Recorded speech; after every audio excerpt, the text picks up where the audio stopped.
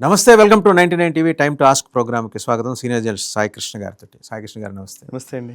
భారత సరిహద్దుల్లో పాకిస్తాన్ భారీ మోహరింపులు. అక్కడే కాకుండా రావులపిండిలో కూడా 3 ఆర్మీ కంపెనీస్ని తెచ్చిపెట్టి పెట్టుకున్నారు. Due to extremely sensitive reasons అని మెన్షన్ చేశారు. వాళ్ళ పంజాబ్ హోంమంత్రిత్వ శాఖ నుంచి వచ్చిన అభ్యర్థన మేరకు పాకిస్తాన్ ప్రభుత్వం తీసుకున్న నిర్ణయం. ఎందుకంత ఆదరాబాదరా పెట్టుకున్నారు? దాంతోపాటు ఇవన్నీ చూస్తుంటే పెరిగిన టర్కీ చైనా యుద్ధ విమానాల రాకపోకలు, ఈ పాకిస్తాన్లో ఇన్సైడ్ జరుగుతున్న డెవలప్మెంట్స్ చూస్తుంటే ఏమన్నా యుద్ధానికి సంకేతంగా మనం భావించాల్సి ఉంటుందా? అసీం మునీర్ చాలా రోజుల నుంచి మనం అనుకుంటున్నదే, ఫీల్డ్ మార్షల్గా అసీం మునీర్ బాధ్యతలు స్వీకరించిన తర్వాత బేసికల్లీ ఆపరేషన్ సింధూర్లో చావు దెబ్బ తిన్న పాకిస్తాన్ దానికి ప్రతీకారం తీర్చుకోవడం కోసం ప్రయత్నాలు చేస్తుందన్న విషయం అందరికీ తెలిసిందే.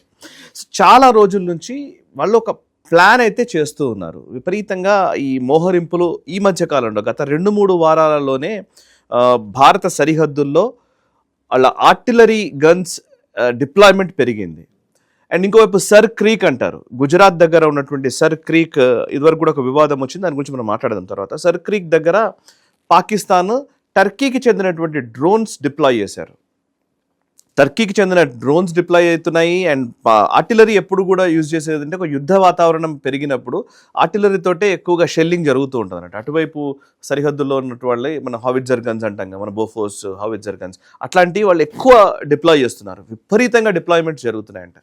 ఇంకోవైపు ఏంటంటే గత 3 రోజుల క్రితం 4 రోజుల క్రితము ఒక 60 గంటల వ్యవధిలో, అంటే 2.5 రోజులు 3 రోజుల వ్యవధిలో 3 రోజుల టైంలో విపరీతమైనటువంటి వార్ ప్లేన్స్ యాక్టివిటీ పెరిగింది. అటు చైనా ఇటు టర్కీకి సంబంధించినటువంటి వార్ ప్లేన్స్ యాక్టివిటీ విపరీతంగా పెరిగింది. శాటిలైట్ ఇమేజెస్ ద్వారా అండ్ నావిగేషన్ సిస్టమ్స్ ద్వారా వచ్చినటువంటి సమాచారం మేరకు చైనాకు చెందినటువంటి వార్ ప్లేన్స్ అండ్ ఇటు టర్కీకి చెందినటువంటి వార్ ప్లేన్స్ వాళ్ళ డిప్లాయ్మెంట్స్. వార్ ప్లేన్ అంటే ఇప్పుడు మన ఈ పెద్ద పెద్ద జెట్స్ ఉంటాయి, చాలా పెద్ద హెర్క్యులస్ లాంటి విమానాలు ఉంటాయి. వాటిల్లో ఏంటంటే అవి ఎక్కువగా డిప్లాయ్మెంట్ కోసం యూజ్ చేస్తూ ఉంటారు. అంటే ఏదైనా ఆయుధాలని సరఫరా చేయడానికి, తరలించడానికి ఉపయోగిస్తారు, డ్రాప్ ఇన్ కోసం. సో అట్లాంటి ఏమైనా పెద్ద ఎత్తున ఆయుధ సామాగ్రి పాకిస్తాన్లోకి వస్తుందా అనేది ఇప్పుడు మాట్లాడుతున్నది. అక్కడ ఆల్రెడీ పాకిస్తాన్లో ఈ డిప్లాయ్మెంట్ చూస్తుంటే మొన్నటిదాకా కూడా తాలిబాన్లో ఎఫెక్ట్ ఉన్న టైంలో అటు వాళ్లకు నార్థన్ బార్డర్ అంటారు, మన దాని ఏమంటారు, ఆఫ్ఘనిస్తాన్తో ఉన్న బార్డర్లో ఎక్కువగా డిప్లాయ్మెంట్ చేసుకుంటూ వచ్చారు.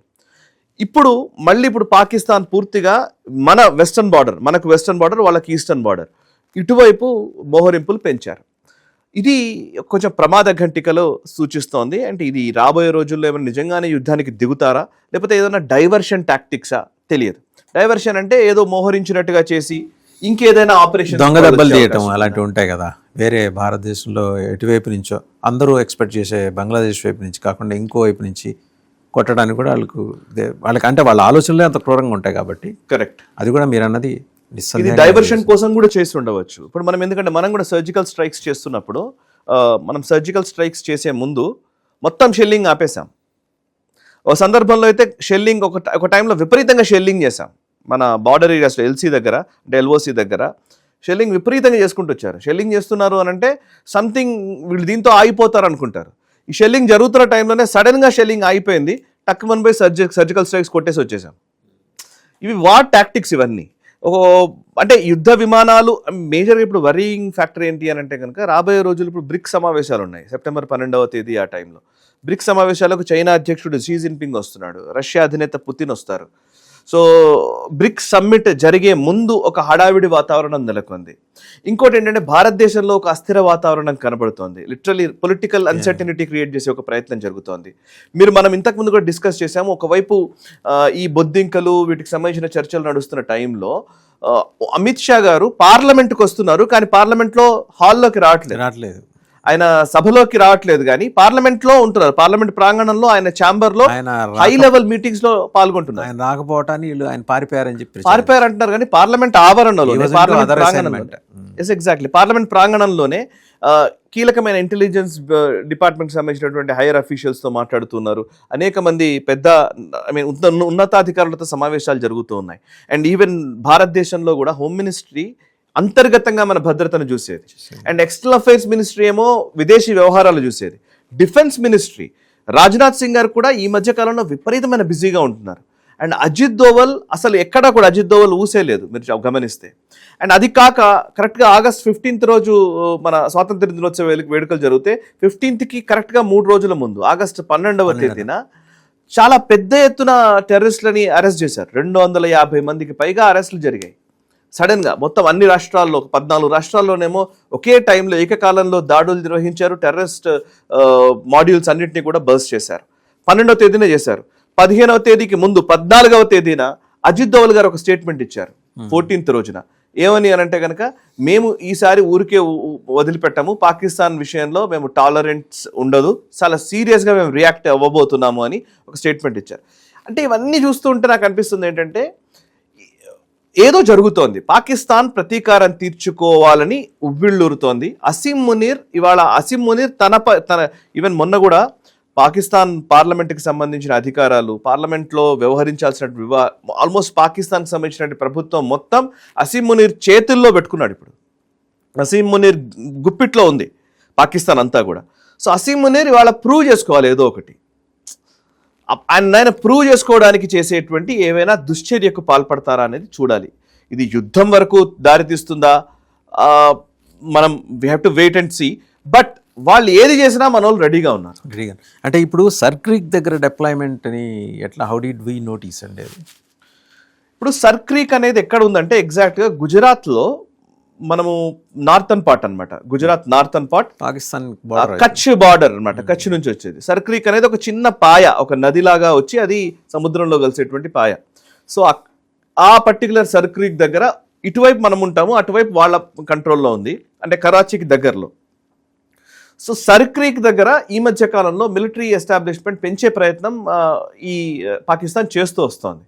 అయితే రాజ్నాథ్ సింగ్ గారు ఒక 6-7 months క్రితం అనుకుంటాను, రాజ్నాథ్ సింగ్ గారు ఒక వ్యాఖ్య చేశారు గుజరాత్కి వెళ్ళినప్పుడు. సర్క్రీక్ దగ్గర ఏదో పిచ్చి చర్యలు పాల్పడాలని మీరు ప్రయత్నం చేస్తున్నారు, మాకు తెలుస్తోంది పాకిస్తాను. ఈసారి కనుక మీరు కొంచెం పిచ్చి చర్యలకు ఏదైనా అటాక్ చేయడమో ఇంకోటో చేస్తే గనక పాకిస్తాన్లోని భూభాగాలు ఈసారి మేము ఆక్రమించుకుంటామన్నారు ఆయన. అవును, మేము ఇంతకు ముందంతా కూడా మీ భూభాగాలు ఆక్రమించుకున్నప్పుడు మళ్ళీ మీకు ఇచ్చేసాం అనేక సార్లు. 65 వార్లో లాహోర్ మనం వదిలేసాం కదా, లాహోర్ ఇచ్చేసాం వాళ్ళకి. 71 వార్లో కూడా చాలా ప్రాంతాలు మన కంట్రోల్లోకి వచ్చాయి, కానీ వాళ్ళకి వదిలేసాం. ఈవెన్ సైన్యాన్ని కూడా మనం వదిలేసాం, ఏం పట్టించుకోలేదు.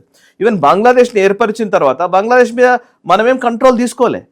ఒక సావరిన్ కంట్రీ, అదొక సార్వభౌమాధికారం, ఆ దేశానికి ఒక స్వయం ప్రతిపత్తి ఉండాలని దేశానికి వదిలేసాం.